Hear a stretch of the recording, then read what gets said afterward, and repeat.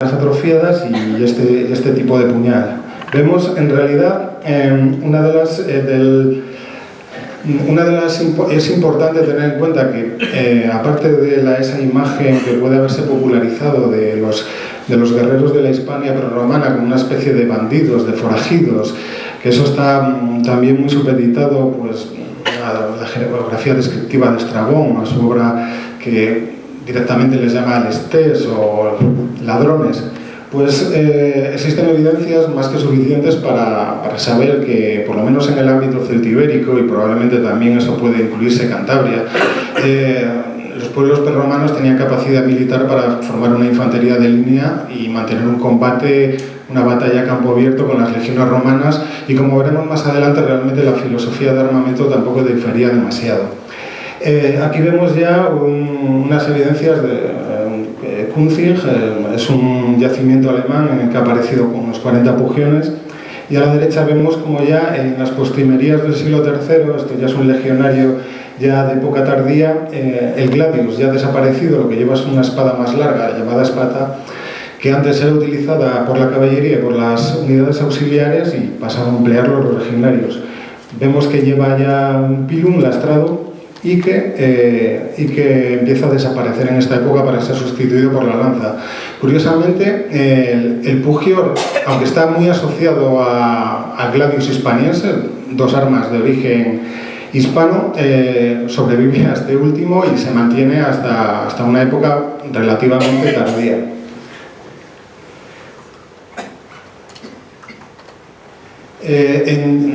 Ya a partir del siglo IV ya el pugio desaparece como tal. Parece ser que probablemente este tipo de espadas cortas que vemos en la imagen de izquierda se han relacionado con unas armas que Vegecio en su tratado militar ya en el siglo IV llama semiespatae. Parece ser que este tipo de espadas pues, habrían sustituido al pugio como arma secundaria. Y luego tenemos a la derecha lo que se llaman los puñales de tipo simancas, un puñal bastante característico de la península ibérica.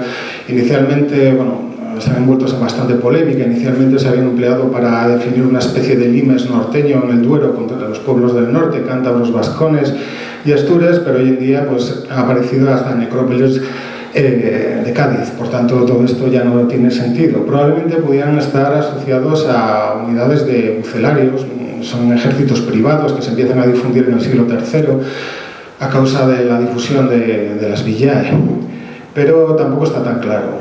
En todo caso, aparecen en las tumbas con bastante frecuencia y pueden tener un contexto militar. Ahora voy a hacer una breve presentación del pugio que ha aparecido en Santa Marina. Santa Marina es un cerro que está próximo a Camesa Rebolledo. Es un yacimiento que tiene una fase prerromana, tiene un castro, posteriormente fue tomado al asalto durante las guerras cántabras, se mantiene una pequeña castellum, una fortificación romana posterior, y bueno, tiene una fase visigoda y hasta medieval. Vemos que se trata claramente de un pugio romano, no tiene ninguna duda. Pues tiene un pomo en forma de D, que ya lo traslada inmediatamente y de forma automática al mundo romano, no tiene ninguna duda. La hoja tiene unos 15 centímetros de longitud, es una hoja bastante corta, pero vamos, es por lo que podríamos llamar un pugio de libro. Tiene también en la guarda restos de plata, que esto muchas veces se vincula a armas de parada. Hay bastantes polémicas. Por ejemplo, hay una espada bastante famosa que está en el British Museum que se llama la espada de Tiberio. Se ha considerado una especie de arma de parada que realmente no se utilizaba, pero vamos, están apareciendo pugios con decoración damasquinada en plata, con nielados y con una decoración muy barroca constantemente. Por lo tanto, simplemente podemos deducir que a los legionarios les gustaba llevar su equipo bien ornamentado, ¿no? Sabemos que tanto el cinturón, que se llamaba Baltius, que llevaba unas placas remachadas, como el calzado, que se llamaba Caligae, como el pugio, eran una especie de identificador militar. En esta época no existían los uniformes, los legionarios lo único que podían llevar era una túnica un poco más corta que lo que era un civil, y por ejemplo Flavio Josefo te habla de que el tintineo y de los cinturones romanos, de todas sus placas y de sus armas, y el sonido de las caligas al chocar contra el suelo era un indicador de presencia de soldados y resultaba bastante intimidatorio, por lo menos para la población judía. Respecto al pugio, porque es un pugio de Volmir, normalmente se le ha llamado el puñal de Julióbriga. No apareció en Julióbriga, no seguro que Retortillo sea Julióbriga, y en todo caso apareció en el llano de Volmir. Y no es un puñal cántabro, como hemos visto con anterioridad, pues es un pugio romano que presenta unas características, no obstante, bastante peculiares, que pasaremos a analizar a continuación, pero como hemos visto antes, no tiene ningún tipo de... Vamos, que resulta bastante claro. Si vemos, tiene los hombros rectos, creando la guarda en la característica forma en T. Este pomo en forma de creciente lunar parece ser una característica peninsular, muy similar a los de pezuña que hemos visto anteriormente.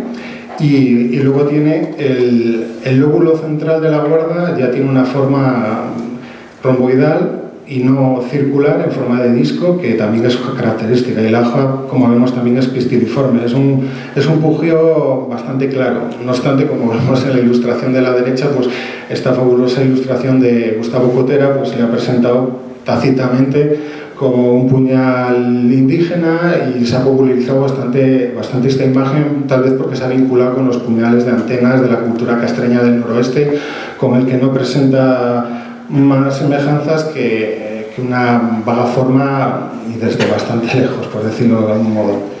El origen del puñal bidiscoidal, pues se halla en el tipo 1. Esto es una clasificación tipológica que hace Fernando Quesada de todos los puñales que aparecen en la península ibérica.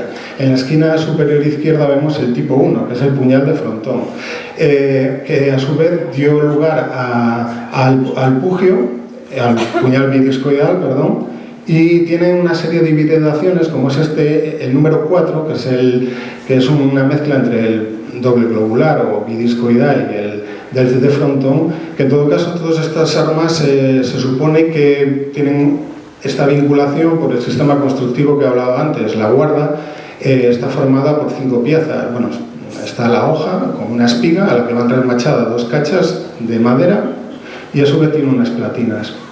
Aquí el origen del puñal de frontón está en Andalucía, es un origen bastante remoto. Este es el relieve de Porcuna, el conjunto escultórico, presenta una serie de guerreros con una panoplia bastante característica, como puede ser el Cardiophylax, que es el petocoraza que es bastante conocido, y luego pues tenemos un ejemplo de un puñal de frontón de la Bética, que es bastante antiguo, suelen ser del siglo V o IV, que son los que dan el origen al puñal bidiscoidal.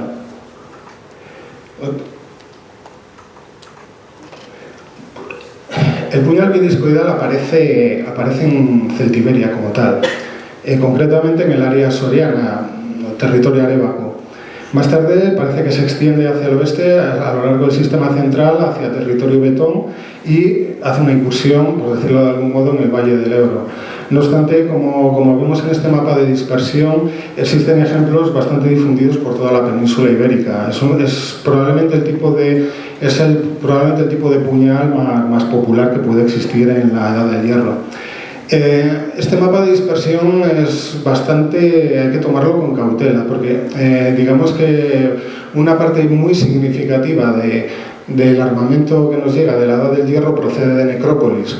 Esto hace que estos mapas de dispersión estén muy supeditados a las costumbres funerarias de la zona, y como vemos variarán a nivel cronológico. Entonces, el hecho de que una persona se entregue con sus armas normalmente está vinculado, se le asocia con esa estrecha vinculación casi religiosa que tenían los pueblos prerromanos con su armamento. Pero eso, dado, por ejemplo, la cultura castreña del noroeste, a modo de ejemplo, no nos aportan las necrópolis ningún material de este tipo. Y bueno, pero en estas esculturas galaicas, que son en realidad del norte de Portugal, la zona de Trás-os-Montes, al norte del Duero, pues sí que vemos lo que parecen una serie de puñales doble globulares, o al menos vemos que tienen una funda de armazón similar a los bidiscoidales. Esto es una tabla cronotipológica de Alberto Lorrio. Él cree que el origen del puñal doble globular, y está bastante constatado, se sitúa en lo que él llama fase 2B, una subfase que prácticamente es el siglo IV. Ahí surge el puñal doble globular y se populariza en la fase 3. Esta fase 3 es el siglo III, es un punto crítico en la Edad del Hierro peninsular porque llegan púnicos y romanos. Todo ello genera una serie de cambios en el armamento bastante radicales y también afecta nuestra forma de percibirlo. Por un lado, entra en desuso la costumbre de enterramiento con armas, generalizando mucho porque todo esto tiene muchas variantes regionales, pero ante una situación de guerra generalizada se impone el pragmatismo y nadie quiere desprenderse de la espada del padre y enterrarla con él. Eso hace además que se genere un sesgo bastante importante porque conocemos mucho mejor el armamento del siglo IV o V que realmente del segundo o primero, y realmente en el segundo o primero es cuando se desarrollan los periodos de guerra o los acontecimientos militares más importantes. Bueno, primero la Segunda Guerra Púnica, posteriormente la campaña de Catón, la guerra celtibérica, la guerra numantina, las guerras lusitanas, etc., hasta llegar a guerras sertorianas, todas las fases de guerras civiles que tienen los romanos y las guerras cántabras por último. Entonces esto afecta bastante a nuestra visión del armamento porque, por ejemplo, se popularizan una serie de armas que en las recreaciones modernas que no tienen nada que ver con las que se empleaban durante las guerras cántabras.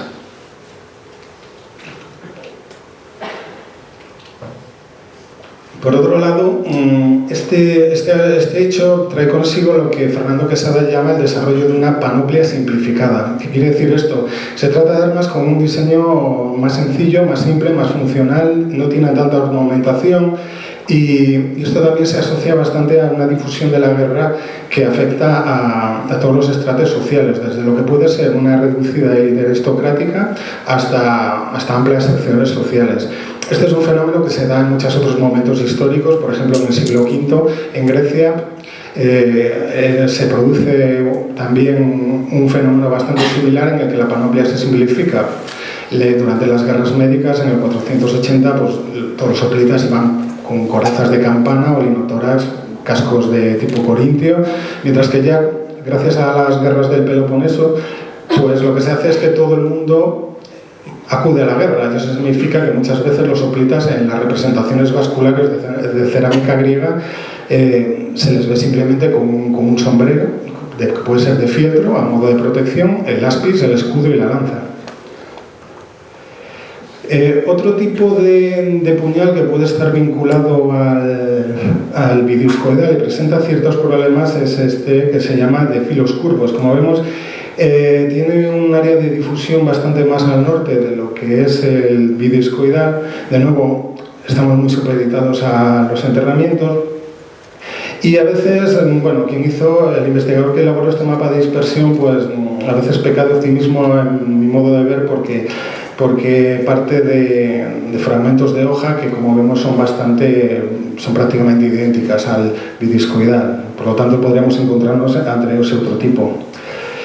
Bueno, estas son unas ilustraciones que hice. A la derecha está un guerrero cántabro con lo que puede ser una panoplia propia del siglo III o IV. Vemos que lleva un puñal de tipo Montevernorio a la cintura y una caetra.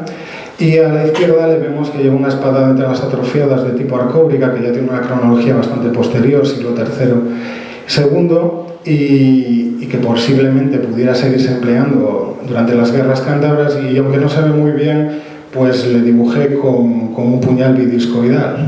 Pero bueno, básicamente estas son unas panoplias que pueden ser bastante significativas. En el centro vemos los puñales de tipo Montevernorio. Este tipo de puñales se popularizaron mucho por los hallazgos de propio Montevernorio y bueno, pues los encontramos también en infinidad de ilustraciones modernas que recrean los guerreros cántabros durante la conquista romana.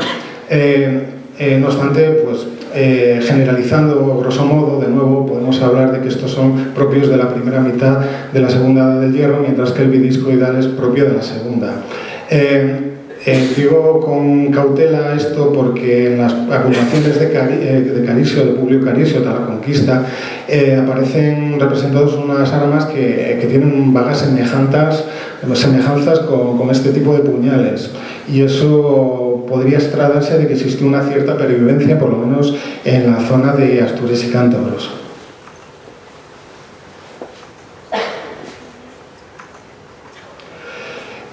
Esto es antes hablé de la vinculación que tiene religiosa que tenían los pueblos celtas peninsulares con sus armas. Concretamente Silio Itálico dice que los cántabros no pueden vivir sin sus armas, que es un modo de vida.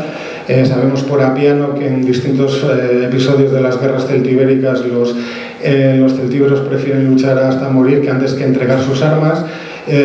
Y todo ello, unido a la costumbre de enterramiento con armamento, se ha vinculado a prácticas de tipo religioso, como pueden ser los Sikhs en la India. Los Sikhs son una minoría que hay en la India, son aproximadamente el 4% de la población, forman aproximadamente el 80% del ejército y llevan un cuchillito siempre consigo, que muchas veces ni siquiera tiene filo, a la cintura, como esa especie de vinculación religiosa. Esto es a la derecha hay un cartel de un banco hindú, dice no están permitidas armas dentro del banco, excepto los kripans de los sikhs. El kripan es el cuchillo. ¿Por qué se dice esto? Porque muchas veces las armas que aparecen en los enterramientos, que muchas veces también están inutilizadas de forma deliberada, se dobla la hoja para destruirla, pues te encuentras con puñales que pueden tener 10 centímetros de longitud. Eso como arma, pues un puñal de Montevernuri de ese tipo, pues tiene poca finalidad defensiva realmente, y está muy ornamentado. Estamos hablando de fundas que tienen una decoración muy recargada, cincelada o bien con hilo de plata y oro. Entonces, una faceta yo creo que bastante importante y que para comprender este armamento es comprender el mundo cultural en que esta gente estaba inmerso. ¿Con qué armas aparece en el mundo celtibérico vinculado al puñal bidiscoidal? Pues normalmente con dos tipos de espada. Muchas veces aparece como el arma única, con las debida cautela, básicamente porque no tiene por qué enterrarse el guerrero con toda su arma, con todas sus armas que realmente utilizaba en batalla. Y aquí tenemos la espada de entenas atrofiadas de tipo Arcóbrigas, el tipo 7, según Fernando Quesada Sanz. De este tipo de armas es la más tardía. Y el guerrero de la izquierda en realidad es un romano, es un estatus romano. Se supone que, como veremos a continuación, los romanos adoptaron de forma masiva armamento de los pueblos peninsulares. Esta es la otra espada, es una espada de latén. Concretamente esto es una adaptación hispana de la espada de latén gala. La espada de latén gala es un arma bastante larga, llegó a tener más de 90 centímetros, no solía tener una punta muy aguzada, era un arma eminentemente tajante. Esto hacía que, dada la baja calidad del hierro en esta época, a veces se doblara. Hay descripciones de Polibio en la batalla de Telamón de los galos teniendo que enderezarla con el pie. Y su adaptación hispana, que aparece mucho en el Valle del Ebro, en Cataluña la espada de latén es la más común, pues normalmente es una espada, como vemos, que forma parte de esa panoplia simplificada. No tiene tanta decoración como el modelo anterior, como hemos podido ver con anterioridad. Estamos viendo que tiene decoración en hilo de plata, lo que se llama normalmente damasquinado, y esta es una espada mucho más sencilla, a 4 mesas, una hoja de entre 70 y 80 centímetros normalmente, que dio origen al gladius hispaniense. Hay un cambio también en el sistema de suspensión de la espada. La funda, como vemos, no suele aparecer, debía ser material orgánico, y bueno, esta espada es la que da origen al gladius. El gladio romano generalmente se imaginaba el gladio romano como una espada corta porque hay una serie de tipos como el tipo Mainz, el tipo Pompeya, que son espadas bastante cortas. No obstante, en 1982 en la isla de Delos apareció una espada romana, en un contexto claramente romano, que tenía una longitud de más de 80 centímetros. Hoy en día han aparecido una treintena de este tipo de gladius, es como el que vemos a la derecha, y este original es el gladius más antiguo. Existen ejemplares desde el siglo II a.C. Michel Feuillet data de una forma bastante exacta un ejemplar francés, el más tardío, en el 22 a.C. Esta espada estaría en uso, por tanto, durante las guerras cántabras, y como vemos, esta tabla es un poco compleja, pero básicamente ilustra todo este proceso que acabo de comentar. Vemos aquí en la esquina inferior derecha como del ámbito celtibérico esta espada de aquí que hemos visto antes se pasa concretamente a este tipo de gladius. El sistema de funda es bastante típico porque es una funda en armazón con 4 anillas que normalmente iban colgadas mediante un talí en bandolera sobre el hombro. Como digo, generalmente iba en el costado derecho. Y ahora voy a hablar un poco de la orgánica del ejército romano para entender cómo este puñalito hispano pudo pasar al ejército romano. Para conocer la organización del ejército romano en época republicana contamos con la obra de Polibio. Polibio era un griego que fue comandante de caballería en el siglo II a.C., acabó como rey en Roma, acompañó a Escipión Emiliano en la Tercera Guerra Púnica, presenció la destrucción de Cartago en el 146 a.C. y posteriormente acudió a Hispania para la campaña contra Numancia del 134 a.C., que finalizaría con el cerco de la ciudad y su destrucción al año siguiente. La obra de Polibio es de especial importancia por una cosa muy sencilla. Él era griego, escribía en griego para un lectorado en griego y por tanto se tomó una molestia de explicar una serie de detalles que un escritor latino jamás haría porque asume que sus lectores ya conocen cómo es el funcionamiento del ejército romano porque son romanos. Polibio nos describe cómo el ejército romano estaba dividido en 4 categorías de tropa. Legio significa leva. Primeramente no se trataba de un ejército profesional, la gente acudía, era censada en función de sus recursos económicos y cuando era movilizada acudía con una panoplia, la que se podía permitir básicamente. Eso genera 4 tipos de tropa que varían en función de la calidad del armamento. Podemos ver un vélite aquí, que era una infantería ligera que actuaba como escaramuceadores o hostigadores. Tenemos los astatus, que es concretamente los astatis. Este es un ejemplo de astatus. Tenemos los príncipes, este es un princeps, y aquí tenemos un triario. En los triarios que eran como un cuerpo de reserva formado por tropas de mayor edad. Esto hacía que el armamento romano no estuviera para nada estandarizado, porque cada cual acudía al ejército con lo que se podía permitir. Normalmente los centros de producción estaban en las grandes ciudades. Existía lo que se llamaba una oficina pública que podía abastecer a la población en momentos determinados, pero como digo, cada cual se tenía que costear su propia arma. La profesionalización del ejército romano se atribuye al cónsul Cayo Mario, la transición del siglo II a.C. al primero. Normalmente se considera que cuando el Senado le negó poder hacer un reclutamiento, pues él recurrió a la plebe, que se queda censada en rediles, como contándosele las cabezas como al ganado, y les armó el mismo.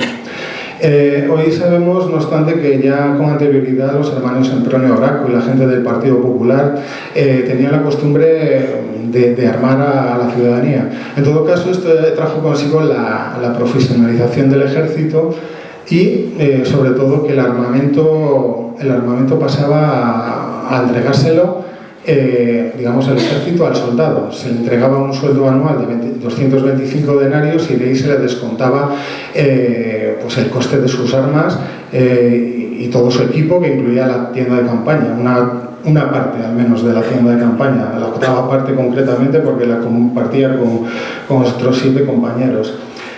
Sobre la adopción exactamente del puñal bidiscoidal por las regiones es bastante oscura. Aquí en esta ilustración de la izquierda vemos a un princeps que lleva un puñal bidiscoidal. Se supone que en un principio podían ser una especie de trofeos que se tomaban a los vencidos, ¿no? Como una especie de arma de parada. Contamos con 2 monumentos que son las mayores fuentes iconográficas para el periodo republicano, concretamente aquí está el altar de Domiciano Barbo. También está el monumento de Emilio Paulo en Delfos. Ninguno de los 2 presenta el pugio, esto es bastante problemático. Polibio no lo cita en ningún momento y dado la minuciosidad de sus descripciones, eso yo creo que es bastante significativo.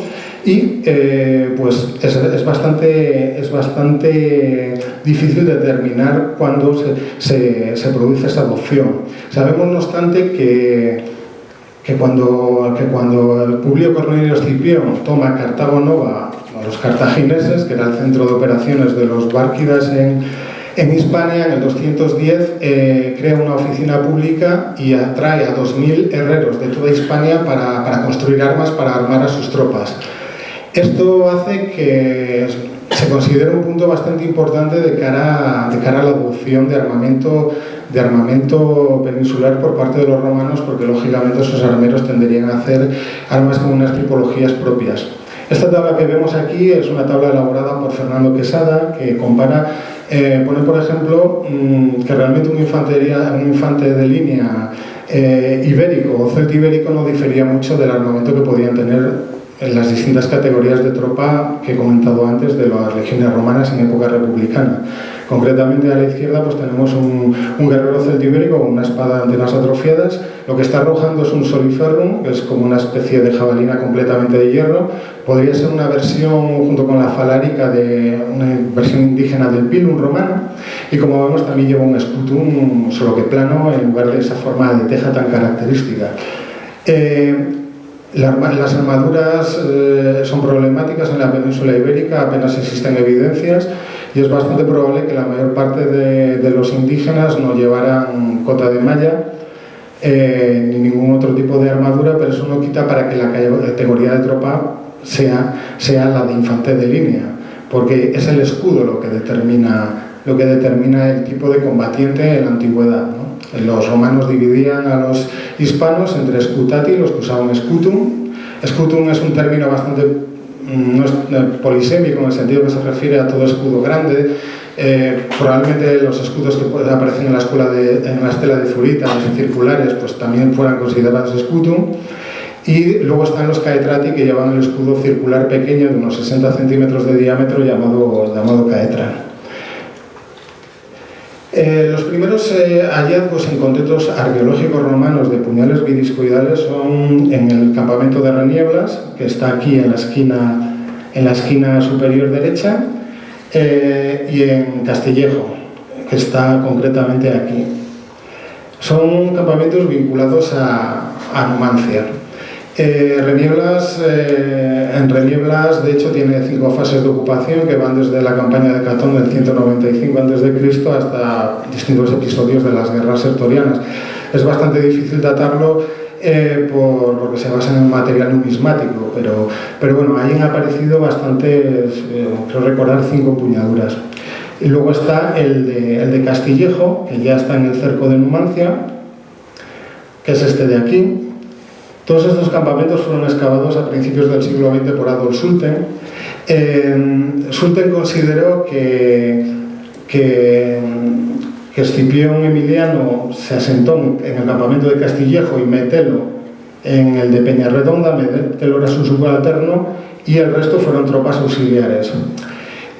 Según Apiano, para esta campaña, por poner un ejemplo ilustrativo de cara a la dificultad de definir si estos puñales bidiscoidales son romanos o son indígenas, Apiano cita que el ejército de Escipión estaba formado por 60.000 hombres. Tenía 2 legiones, eso nos da unos teóricos 10.000 hombres, otros tantos soci eran tropas itálicas que no contaban con la ciudadanía romana, y el resto, aparte de un pequeño contingente de jinetes númidas y tropas que estaban adscritas a él por lazos clientelares, pues eran celtíberos o íberos. Eso nos da una idea de que un ejército romano en esta campaña está formado en sus 2/3 partes por indígenas, de hecho, lo cual que aparezca en un campamento romano armas indígenas, pues aparte de que sabemos que se abastecían en la península, pues esto es bastante difícil, ¿no? Esto es una reconstrucción ideal de un campamento de época republicana basado en la descripción de Polibio y, como vemos, tiene bastantes, bueno, para no abundar, tiene bastantes secciones del campamento que estaban dedicadas a las tropas auxiliares y a los socios. La primera evidencia inequívoca que tenemos del uso del pugio, aparte de un pugio que aparece en Alesia, en una batalla en la Galia del año 52, es paradójicamente el asesinato de Julio César. Es una fuente iconográfica, vemos un denario en el que Bruto pues, conmemora los idus de marzo, como se puede ver. Está acuñada en el 43 y bueno, se ve claramente que es un pugio en todos sus detalles, un puñal bidiscoidal, tanto en el pomo en forma de disco, el disco central, el nervio en la hoja y los hombros hundidos. Marco Tulio Cicerón nos aporta además las primeras referencias textuales al pugio, ¿no? Completamente en un contexto que habla sobre el asesinato de Julio César. Tenemos una estela funeraria que está ya nos aporta una fecha un poco problemática. Aparece un soldado romano con un pugio. A la izquierda ha metido una imagen del Gladius Hispaniense, uno que apareció en Al-Fayum, en Egipto, desde finales de la dinastía Ptolemaica o principios de época augustea, que es similar al que muestra esta estela funeraria. No se sabe cuándo fue esculpida, se cita una unidad que fue aniquilada en el año 42 a.C. y eso nos puede servir como un términos antiquum para establecer una fecha que lógicamente esa estela no podría ser posterior a dicha fecha.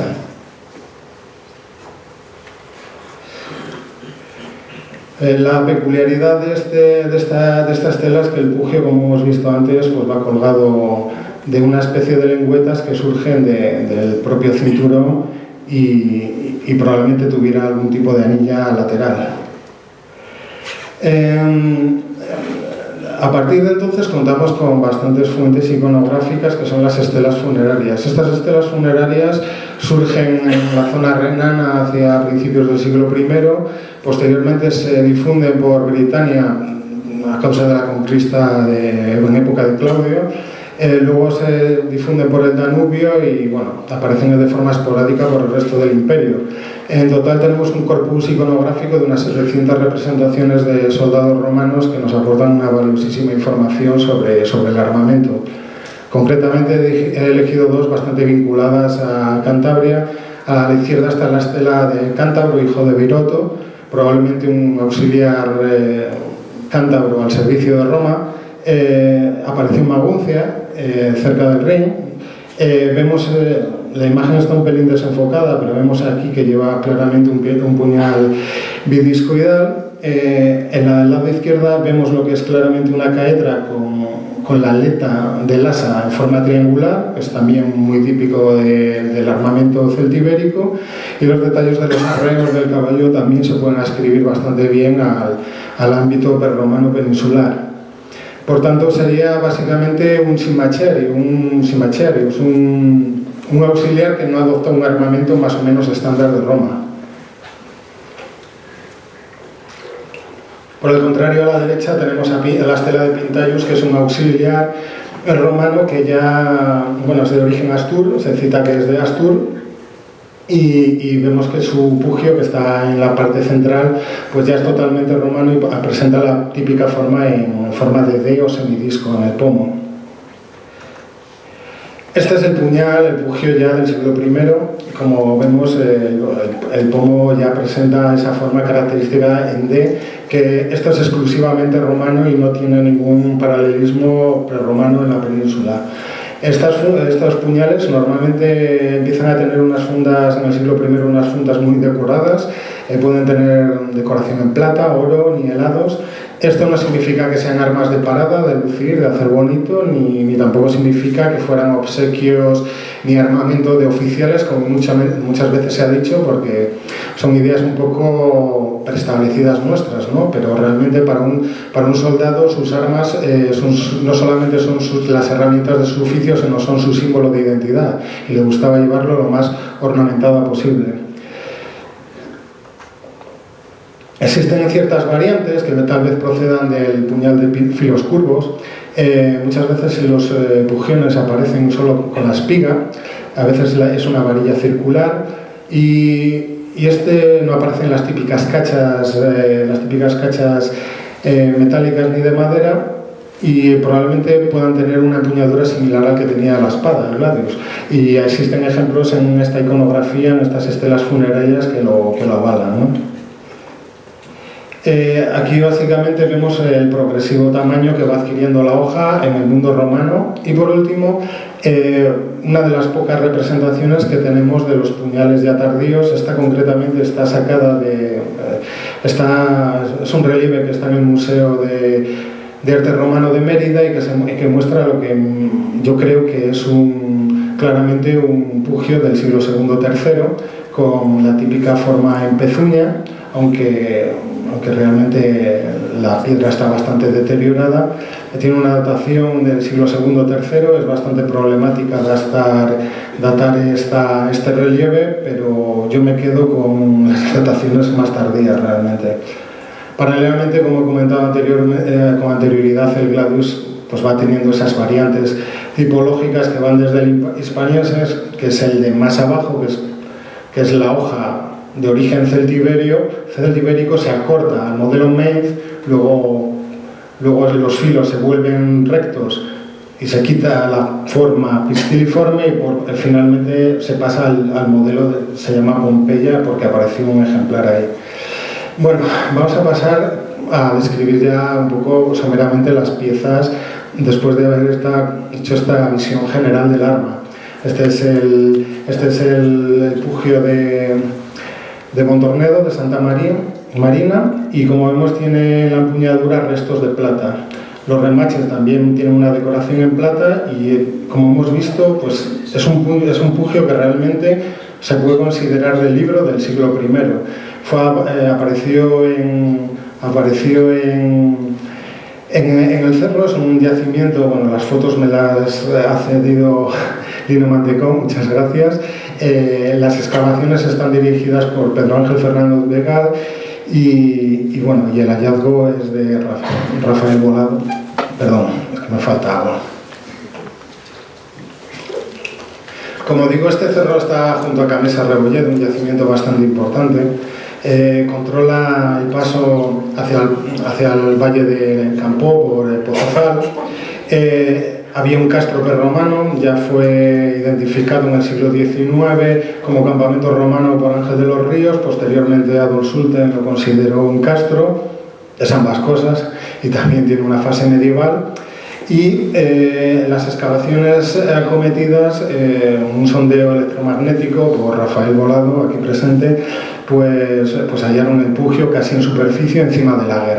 El áger es el terraplén defensivo, digamos. Un campamento romano se excavaba una fosa, normalmente en forma de V, y con la tierra que se extraía se creaba como una especie de terraplén encima del cual se podía poner defensas en forma de rama que se llaman lórica, o estacas con forma de cornamenta de cierro que se llaman kerboli. Concretamente las defensas de Santa Marina son de una gran entidad. Tienen un áger con un refuerzo de piedra, el foso es muy profundo, así como el áger, y hay evidencias de que existía una empalizada. Esto nos traslada que probablemente sin duda es un castrayoerna los castra estiva eran los campamentos temporales que se realizaban por cada campaña, los hiberna eran ya cuartelamientos estables que se hacían o bien para pasar la invernada o bien para dejar una guarnición en un territorio. Las dataciones que se realizaron de carbono 14 te dan pues, que la presencia se pudo prolongar hasta el siglo I después de Cristo. El pugio apareció encima del Lager en esta zona norte. Bueno, está en una serie de defensas exteriores. No voy a hablar por el yacimiento porque realmente es... Bueno, yo considero que este tipo de cosas es mejor los investigadores que lo han estudiado quien hablen de él. Yo utilizaré el arma un poco como modelo paradigma para ilustrar todo este proceso evolutivo, pero han aparecido los sondeos electromagnéticos, pues han aparecido bastante material que generalmente está asociado a enfrentamientos armados. Es muy probable que el castro fuera tomado al asalto y después se creara este acuartelamiento estable, algo que por otra parte sabemos que ocurrió en el castro de la Espina del Gallego y también ocurrió en el castro de Montevernorio.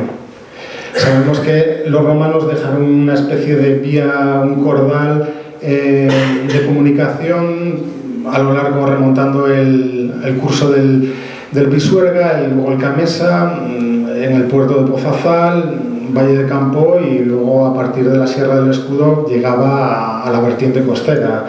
Esto pues coincide un poco, a grosso modo, parece coincidir con lo que se dice en el itinerario de Barro.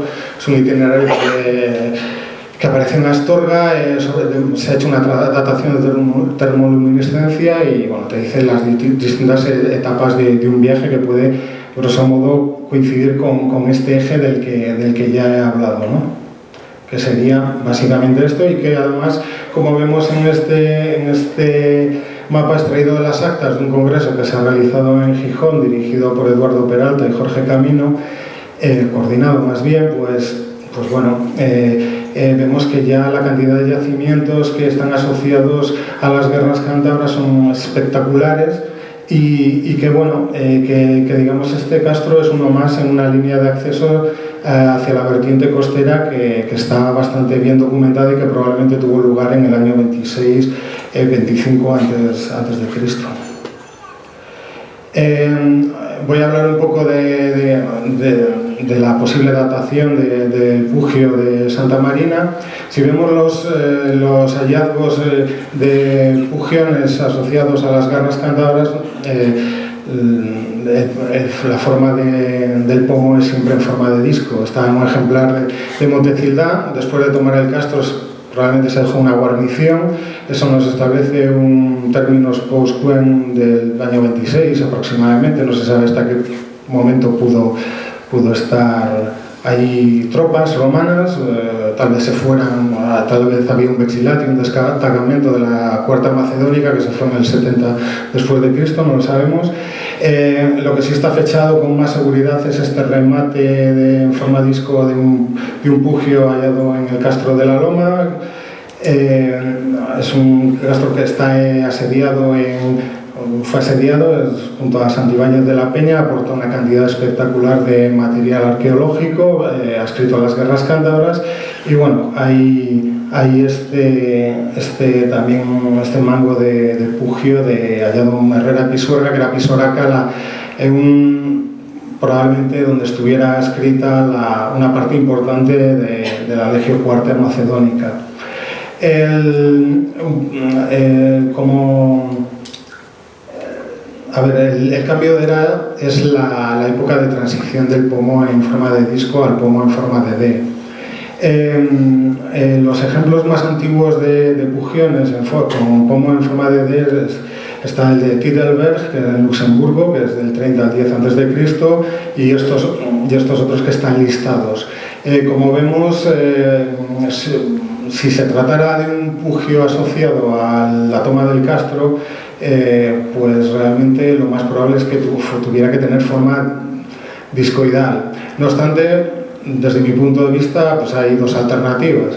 O bien que podemos trasladar un poco cronológicamente hacia atrás el hecho de que se usara en los pomos en forma de D anteriormente, lo cual es una cosa que estas tablas cronotipológicas se están rehaciendo continuamente según los nuevos hallazgos, y es fácil que coexistieran dos tipos, o bien lo que yo considero más probable es que hubiera que vincular el Pugio de Santa Marina al Castellum que quedó después como guarnición, que sabemos que pervivió hasta el siglo I. Es más coherente con la tipología del arma, por lo menos según los datos que tenemos ahora mismo, y el hecho de que aparezca encima del Lager, pues para mí también es significativo, ¿no? No obstante, si los investigadores que están aquí presentes luego quieren aportar algo, yo estaré encantado de escucharles. Respecto, a ver, el Pugio de Volmir, porque es un pugio, también conocido como el de Julióbriga. El dibujo está a la derecha, y tenemos una foto que muestra su sistema de construcción a partir de la espiga. La guarda tiene una hoja con una espiga, tiene remachada una lámina, unas cachas de aleación de cobre muy finitas y luego encima las de hierro. Esto generalmente se ha vinculado con los puñales de antenas de la cultura del noroeste peninsular, la cultura castreña. Tengo aquí dos ejemplos a la izquierda. Este tipo de puñales es una pervivencia bastante arcaizante del bronce final. Prácticamente varía el hecho de que la hoja se pasa a fabricar en hierro. Y bueno, la verdad es que Carmelo Fernández, en un artículo en Sautuola, pues intentó dejar claro que realmente el Pugio de Volmir es un pugio. Y incide mucho en ello, pero a mí realmente pues, me parece tan obvio que sería redundante abundar. Básicamente, las empuñaduras de este tipo de puñales de antenas son de bronce, fabricados por fundición mediante un molde bivalvo. Normalmente es una aleación de cobre con mucho estaño, por eso bronce, y luego la espiga va o bien encastrada o a veces atraviesa la guarda y va remachada atrás. Más allá de esta forma, pues este arco que tiene la parte posterior, que además pues el Pugio de Volmir no tiene, pues cualquier semejanza pues es pura coincidencia, ¿no? Por otro lado, realmente la cultura castreña del noroeste y los materiales asociados son bastante característicos y están en la zona de Galicia y el norte de Portugal, existiendo algunas zonas de transición, pues el Bierzo leonés. Por ejemplo, en Campatorres, que es un castro que se ha excavado cerca del puerto del Musel de Gijón, pues aporta material de tipo celtibérico más vinculado con el mundo cultural del Valle del Duero. Bueno, esto es una imagen de Retortillo. Normalmente desde el siglo XVIII a Retortillo se le ha vinculado con Julióbriga, porque así lo dice Enrique Flórez en la Cantabria.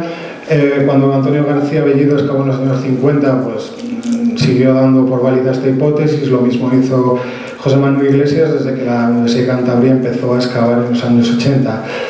No obstante, Pedro Ángel Fernández Vega ha cuestionado esta identificación en base a los términos augustales que están en este mismo museo, que eran una especie de hitos que separaban los prata de la Legión Cuarta Macedónica del Lager de los Iuliurgenses. Digamos, después de la conquista a la Legión se le entrega unas tierras para explotación y para su mantenimiento. Sabemos los primeros datos documentales de la existencia de este puñal, pues básicamente nos indican que probablemente fue adquirido por el Marqués de Comillas en 1919, unos lugareños que lo encontraron en un lugar llamado Los Trigales, probablemente durante la realización de unas obras de roturación de tierras o obras agrícolas de cualquier tipo, y se lo vendieron. Los materiales a los que parecen que están listados en este registro parecen sugerir que estuviera vinculado a una necrópolis. Esto es problemático porque en general digamos que el enterramiento con armas no es una costumbre romana y solo aparece de forma tardía, muchas veces en el ámbito del limes renano danubiano y asociado probablemente a tropas bárbaras, pero bueno, parece que se va adoptando una costumbre de enterramiento con ajuar. El único paralelismo claro que hay es el de entre el pugio de Volmir y otro arma es el de Sotopalacios. Parece ser que esta forma decreciente lunar en el pomo era característica de la península ibérica, hay más evidencias, pero el pugio de Volmir tiene una serie de características bastante peculiares que básicamente residen en la hoja. Aquí tenemos una estela badiniense de San Juan de Beleño en el que parece que se muestra un puñal tallado bastante similar, es del siglo II. Para que os hagáis una idea, a la parte derecha he conservado la escala para ver un ejemplar de pugio tardío de Kunzing con respecto al ejemplar que nos ocupa. A nivel de empuñadura, pues vemos que es un pugio tardío bastante claro, tiene la clásica forma de T, el engrosamiento central tiene forma de rombo, no es una pezuña, es un creciente lunar y luego pues tiene la cruceta recta. Pero la hoja es muy pequeña para ser un pugio tardío. Es bastante desconcertante porque generalmente los ejemplares que aparecen son de 30 centímetros y aquí estamos hablando de una hoja de 17 centímetros de longitud, aparte que la guarda es bastante pequeña. Carmelo Fernández, que estudió muy a fondo esta pieza, consideró dos posibilidades, o bien que pudiera ser un remonte. Un remonte es coger una hoja y ponerle otra empuñadura. Podríamos hablar que esta hoja, en teoría, pudiera ser del siglo I y se le cambió la guarda después. Esto tampoco es tan raro, en la época, en la Edad Media era bastante habitual, de hecho muchas veces las espadas se fabricaba la hoja, era lo que se exportaba y las empuñaduras las que presentan variantes tipológicas locales. No obstante, Carmelo Fernández lo que estimaba es probable es que simplemente sea una pervivencia local, pues que una variante regional que por las razones que sea, pues tiene una hoja bastante pequeña. Otra característica que es bastante desconcertante, y esto lo he hablado con Eduardo Cabana, autor de una monografía sobre el pugio, es la presencia de las acanaladuras. Normalmente,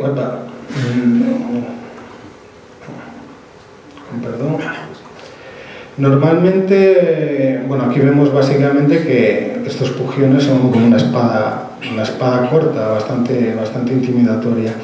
Normalmente tienen, como hemos dicho anterioridad, o bien es una chapa plana, lo que se llama 6 mesas, una chapa plana a la que se afila. Se le sacan unos filos y ya está. O bien tienen un nervio central que es bastante característico.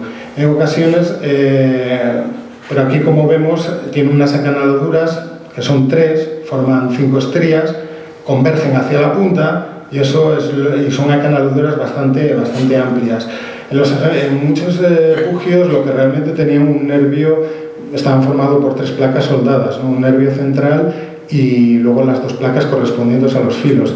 Esto se buscaba que tuvieran distinto contenido en carbono. Digamos, una pieza con un alto contenido en carbono tiende a ser más dura y se suele poner en los filos, mientras que un alma o un nervio central pues puede tener un contenido en carbono menor y por tanto ser más flexible. Un puñal no es tan necesario esta característica, una espada resulta bastante esencial.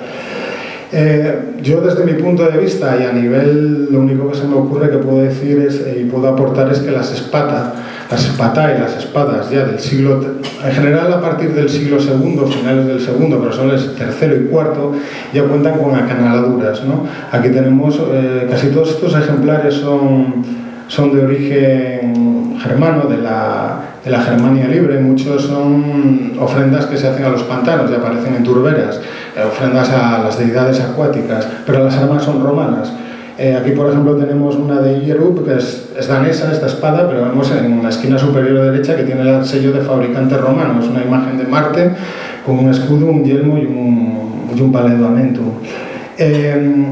Este tipo de espadas tienen estas acanaladuras tan características que es lo único semejanza que se me ocurre con la que presenta el pugio de Volmir. Tal vez Carmelo Fernández establece una cronología probable tanto para el pugio de Volmir como el de Sotopalacios del siglo III y yo, por la difusión de las espadas con este tipo de acanaladuras en esa misma centuria, pues me inclinaría a pensar que es así.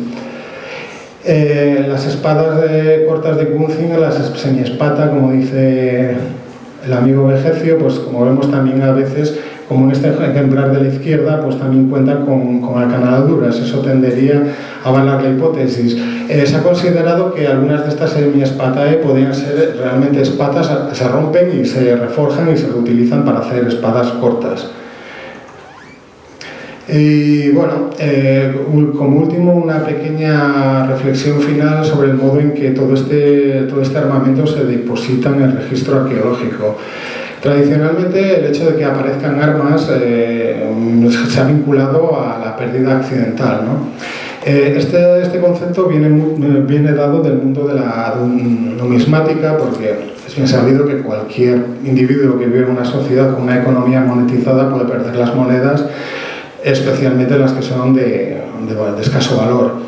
El problema es ya trasladar que a un señor se le pierda el casco, ¿no? Eso ya es más difícil. Por otra parte, los investigadores que han estudiado los campos de batalla pues, tendían a buscar grandes cantidades de armamento en estos emplazamientos, porque supuestamente los tíos quedaban muertos, quedaban ahí tirados y las armas quedaban desperdigadas, y se esperaba encontrar grandes cantidades de armamento. Esto en realidad pues rara vez ocurre, ¿no? Un ejemplo carismático que puede servir de paradigma es la batalla de Teutoburgo. Es una batalla en siglo IX. 3 legiones son exterminadas en una emboscada. El yacimiento ha sido localizado con toda probabilidad, es Calcries. Este yacimiento ha sido excavado de una forma sistemática durante más de 20 años. Teutoburgo desde el siglo XIX es un acontecimiento bastante emblemático dentro del nacionalismo alemán, y los arqueólogos que han excavado allí han contado con toda clase de medios para realizar la excavación de una forma muy exhaustiva y con detectores de metales. No obstante, la pieza estrella es esto, la careta de lo que se supone un yelmo de un portaestandartes. Este tipo de máscaras de yelmo están vinculadas posteriormente con cascos para practicar ejercicios ecuestres, pero se supone que también lo empleaban en este caso sería un signifer. El resto del material que nos aporta Calcries son básicamente puntas de lanza, puntas de pila, puntas de flecha, glandes de honda, como los que tenemos aquí, hebillas y fragmentos pequeños de armas. Conocemos bien los hechos gracias a que es citado por varios cronistas, entre ellos Cornelio Tácito. Sabemos que ahí murieron 15.000 hombres y sabemos que cada legión le acompañaba una cantidad considerable de auxiliares. En este caso, una parte les traicionaron, pero bueno. ¿Y dónde ha ido todo este material?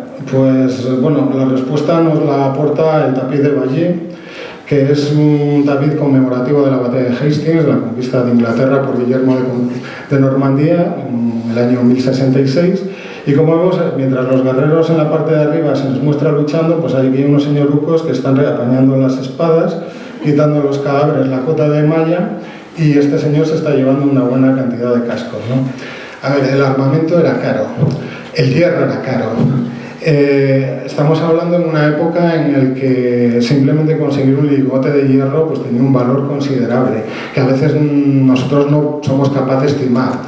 ¿Qué ocurre? Pues que la gente pues, revisaba concienzudamente el lugar del campo de batalla y se llevaba todo lo que podía.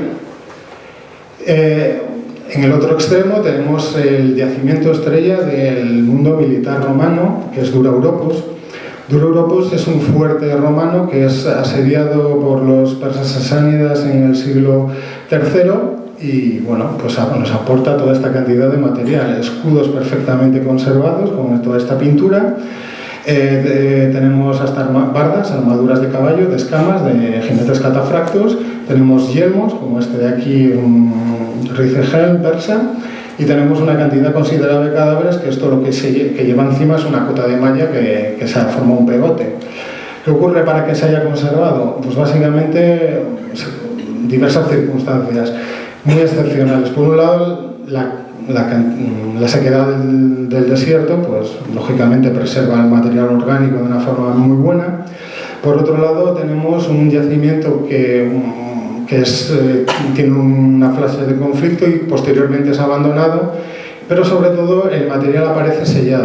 Quiero decir, gran parte del material aparece en el derrumbe de la Torre 19, una torre que se desmorona y queda sepulta a un número importante de soldados y quedan ahí, y luego en la esquina inferior izquierda vemos una mina y una contramina, ¿no? Una mina básicamente es un túnel para hundirle una muralla, y los romanos hacen una especie de contramina para salir a su encuentro y matarles. Lo que pasa es que los persas con un brasero queman azufre y acaban todos los legionarios muertos y acaban sufriendo un derrumbe. El entibado probablemente falló, y por estas circunstancias tan excepcionales se ha conservado toda esta colección tan espectacular de material. Todo esto es importante porque una de las críticas que hubo a Eduardo Peralta cuando fue el pionero en los años 90 sobre campamentos militares romanos fue precisamente la escasa entidad del material militar que se descubría, pero realmente por todo lo que he explicado antes es que no se tiraba nada. Lo que aparece en los yacimientos de campos de batalla suelen ser fundamentalmente cosas que por su propia naturaleza eran arrojadas, o se dan circunstancias excepcionales como el Castro de la Loma, donde los romanos, una vez tomado al asalto el castro, derrumban las murallas de modo que el foso se colmata y ahí queda conservado gran parte de todo este material. ¿Por qué el hierro era tan caro? Pues aquí tenemos un ejemplo de un horno de obtención de hierro, básicamente. Uno muy similar a este apareció junto al barracón del Castro de la Espina del Gallego. Está formado por una serie de hiladas de piedras formando una falsa bóveda, ¿no? Por aproximación de las hiladas. Entonces, bueno, se produce es un proceso bastante complejo. Digamos que estos hornos no consiguen alcanzar la temperatura de fusión del hierro, que está superior a 1500 grados, y lo que se hace es un proceso de reducción que está explicado aquí, que bueno, que no... Pero lo que se obtiene al final es el hierro en estos núcleos que hay que martillar mediante un proceso que se llama cinglado, que es coger este núcleo y empezar a amasarlo a golpes. Entonces, bueno, de esta manera se libran las impurezas, digamos, son grumos de carbono que aparecen dentro del propio hierro. Se obtiene un hierro de una baja calidad.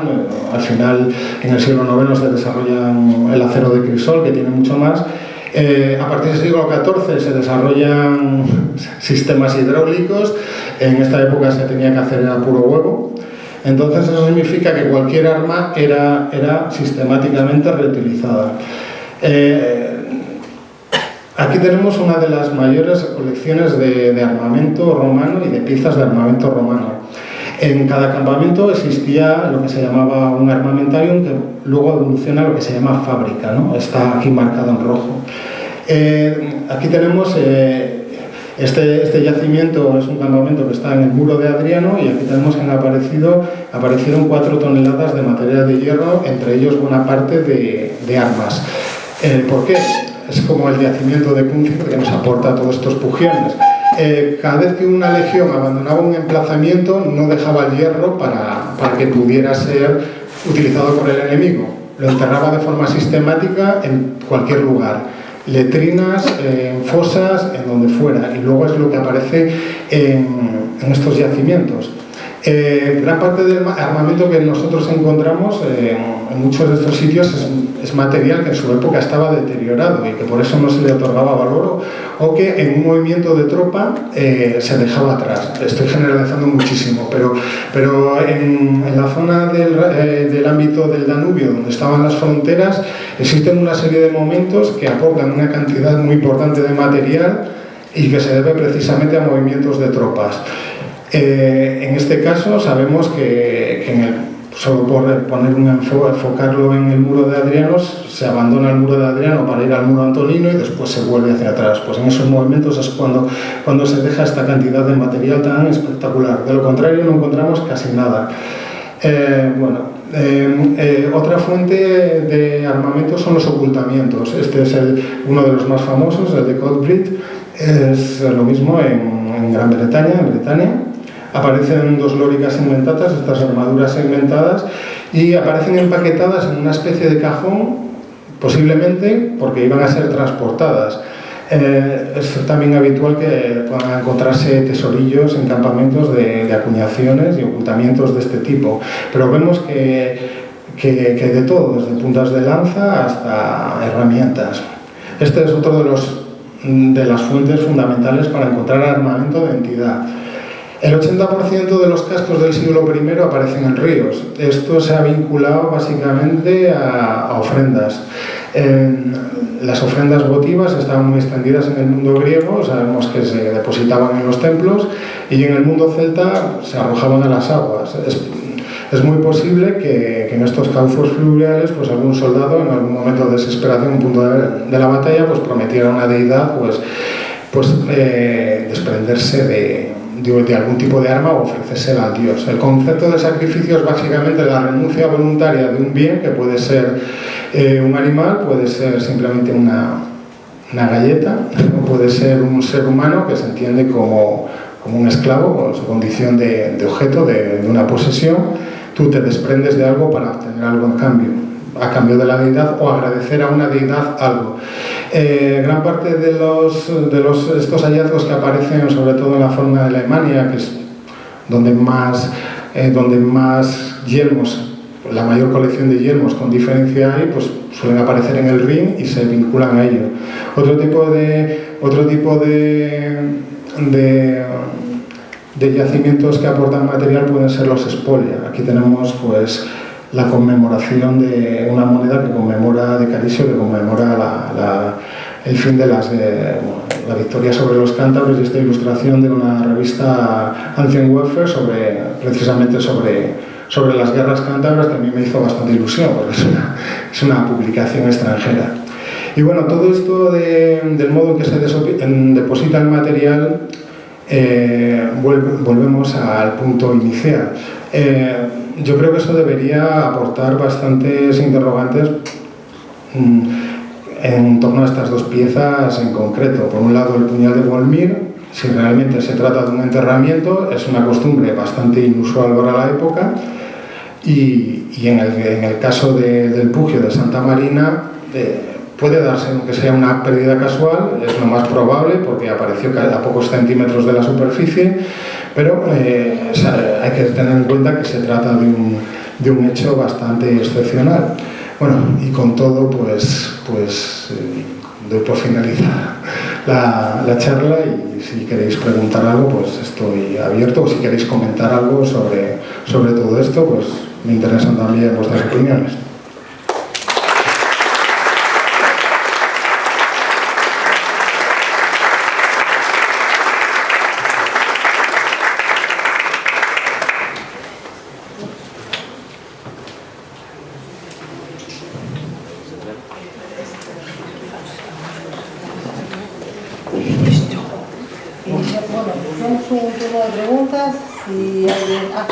Roberto, pensé que te habías ido. No, es que no puedo llegar hasta allí.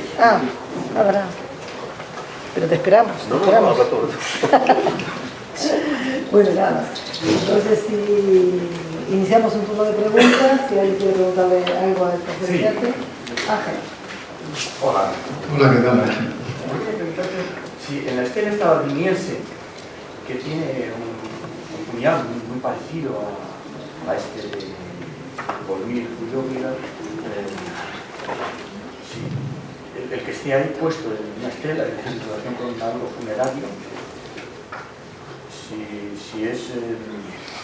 puede ser indicativo de que el que está allí era un militar o un guerrero, o había pasado por el ejército romano, porque es una daga romana, ¿vale? Sí, esa estela concretamente la publicó Carmelo Fernández dentro de uno de sus artículos, que tiene bastante sobre el tema, concretamente un artículo que publicó en Gladius, y él pensaba, en su opinión, que el difunto podría ser o bien alguien que había servido a Roma en condición de auxiliar o un legionario. La estela está datada a finales del siglo II, hacia bastante finales del segundo. Y él, pues, considera muy probable. El pugio es un arma que el propio nombre tiene una estrecha vinculación militar, o sea, no es un arma de tipo civil. Entonces, la vinculación desde mi punto de vista es bastante clara.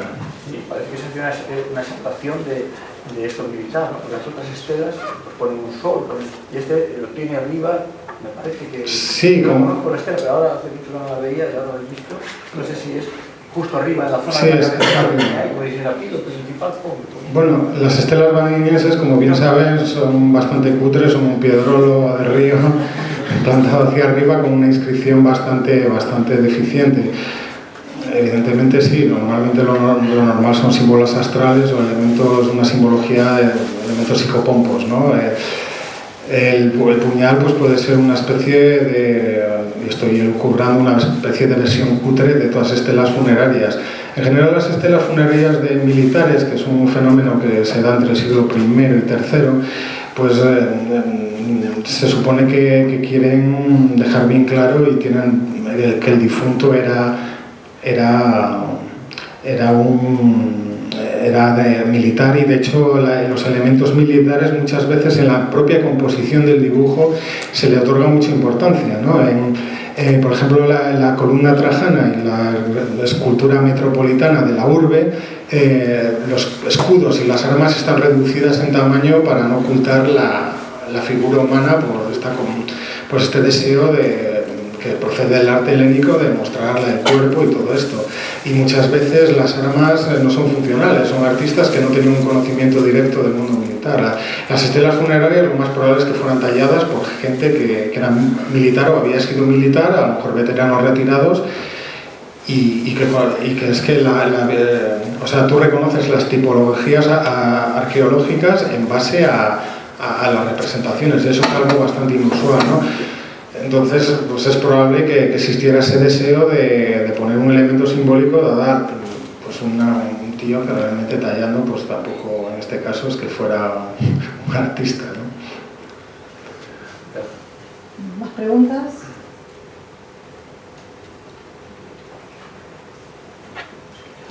¿No tiene ningún comentario? Una pregunta, los puñales que van estriados, ¿el estriado tiene una misión de adorno o también tiene una misión de que la puñalada tenga más efecto mortal?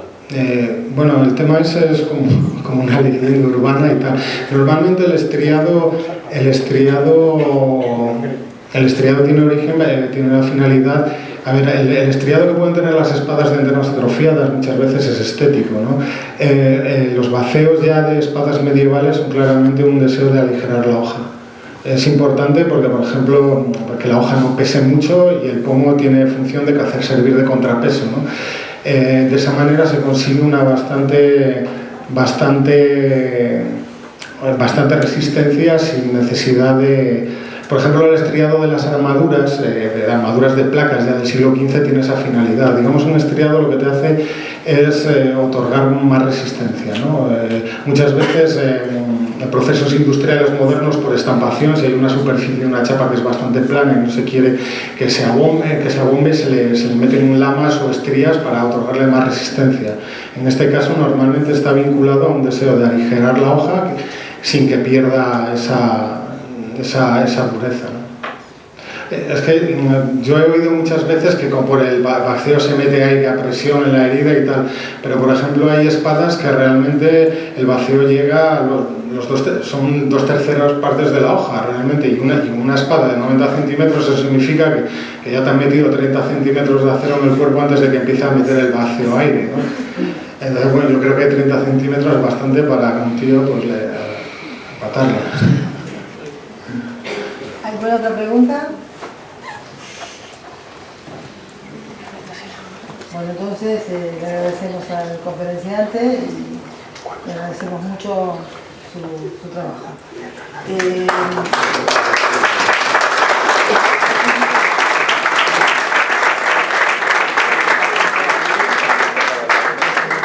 Recordamos